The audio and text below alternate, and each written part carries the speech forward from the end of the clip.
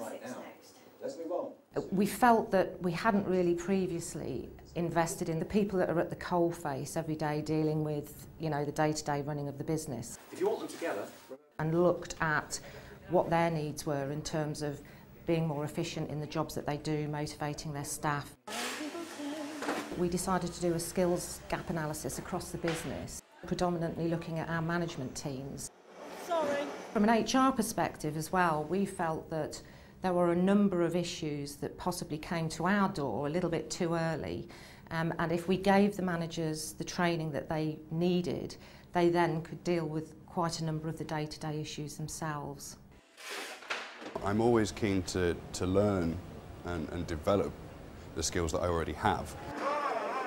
A lot of the decisions about what we needed to put into the foundation programme came from the skills gap analysis, which is a competency-based analysis looking at leadership, communication, conflict management. You've got a great thickness of sterling silver.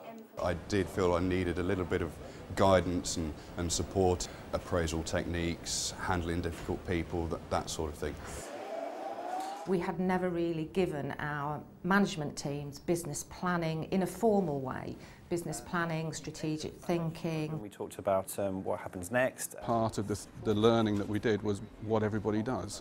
That was quite good because a lot of times, you know, you haven't got an understanding what somebody else's job is. Definitely developed stronger relationships. When we looked at the cost of absenteeism, when we looked at the cost in time of dealing with grievances and disciplinaries and probably appeals, that far outweighed the cost of the actual programme. Taking emotion out of any conflict situation and just removing that element has been very good with a number of people. We now do one-to-ones, we now cover sickness and absence, we now do communication meetings.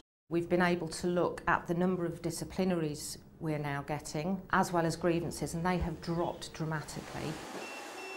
I would think that less people have left. We've also learnt lessons on how we should deal with people. Monthly absence costs have fallen dramatically.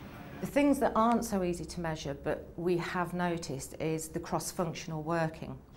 We've built relationships, and I still do work with people now on a one-to-one basis, projects and things for Wilkinsons and people that we do very successfully because of relationships that I got off of that course.